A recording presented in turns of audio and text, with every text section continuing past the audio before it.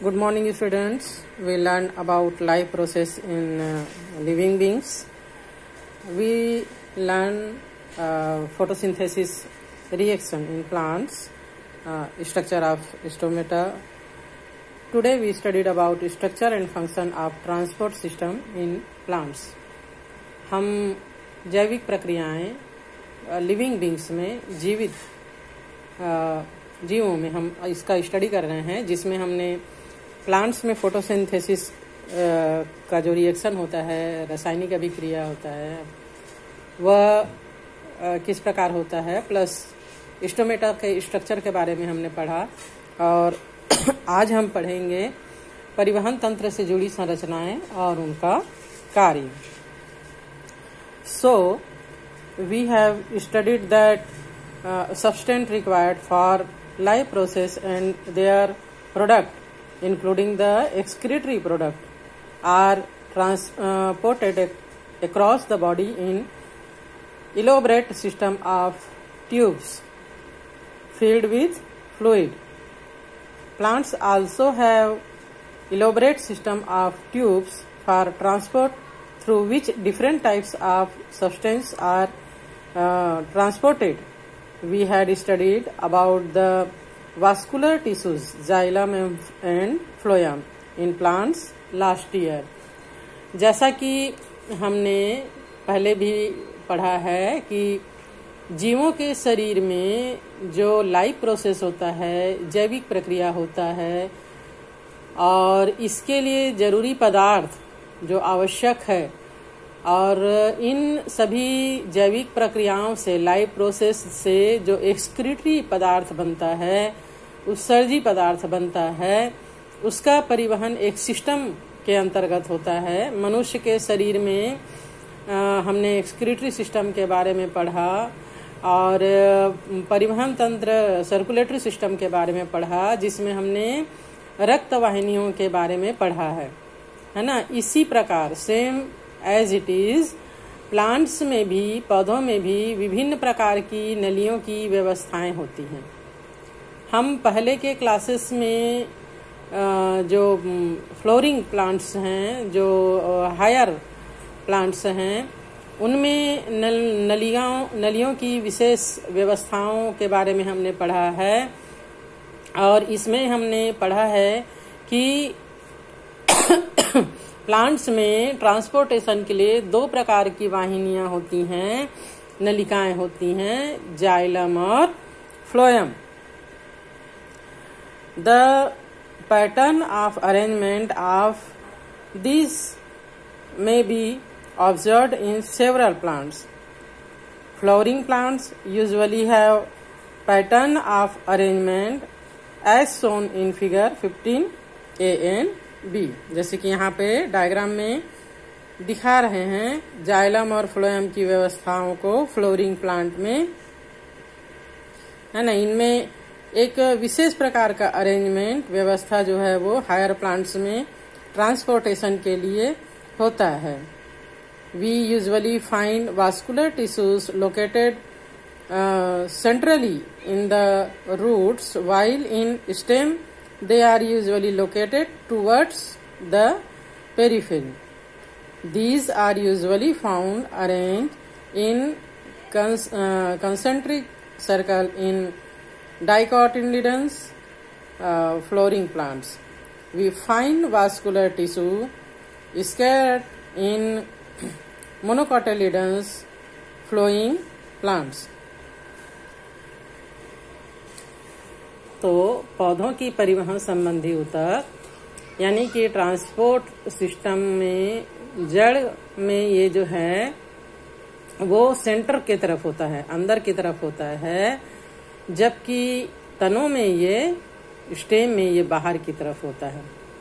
Maximum जो डाइकोटिलीडन्स यानी द्विबीजपत्री पौधे हैं, इनमें परिवहन संबंधी ऊतक तने और जड़ से विशेष घेरों में पाए जाते हैं। एक अरेंजमेंट होता है, इसका स्पेशली अरेंजमेंट होता है, उसमें ये जाइलम और फ्लोएम होते हैं। मोनोकोटिलीडन्स प्लांट्स में यानी एक बीजपत्री पौधों में ये पूरे जड़ में या तने में बिखरे हुए नजर आते हैं। तो इस प्रकार हमने पहले भी पढ़ा है कि जाइलम के द्वारा रूट से जो वाटर और मिनरल्स एब्जॉर्ब किए जाते हैं, जल और खनिज लवण, उनको प्लांट्स के ऊपर तक पहुंचाया जाता है, जबकि फ्लोएम के द्वारा लीफ में यानी प्लांट के हरे भाग में बने हुए प्रकाश संश्लेषण के फलस्वरूप जो भोजन बनता है उसे पूरे भागों में पहुंचाया जाता है, प्लांट्स के ऊपर नीचे सब जगह। Apart from stems and roots, vascular tissues are also found in parts the flower, leaf, trunks, and fruits, etc. है ना, मतलब वास्कुलर टिश्यूज के द्वारा जो भी ट्रांसपोर्ट का सामान है उसको roots, stems, flowers, leaves, fruit, flowers, इसमें सभी में पहुंचाया जाता है। Several substance like salts and nitrogenous compounds discovered in water are transported through xylem from roots to other parts of the plant body। तो जाइलम के द्वारा मिनरल्स और वाटर है ना, मिनरल कंपाउंड्स विभिन्न प्रकार के और वाटर को प्लांट्स के डिफरेंट पार्ट में पहुंचाया जाता है। Substance are transported through xylem in several ways. The amount of water in soil being greater than that in root cells allowed diffusion of water into root cells and in the xylem. The transpiration loss due to movement of water out of the stomata generates vacuums in the xylem tubes reaching the stomata called as transpiration pool. This facilitated upward movement of water through the xylem. This help in lifting water to great distance in plants. Most cells of phloem are living cells.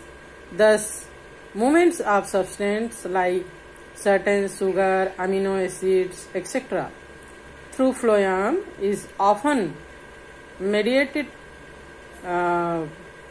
by these cells as expense of energy, often when flow is towards gravity in hardly required or energy।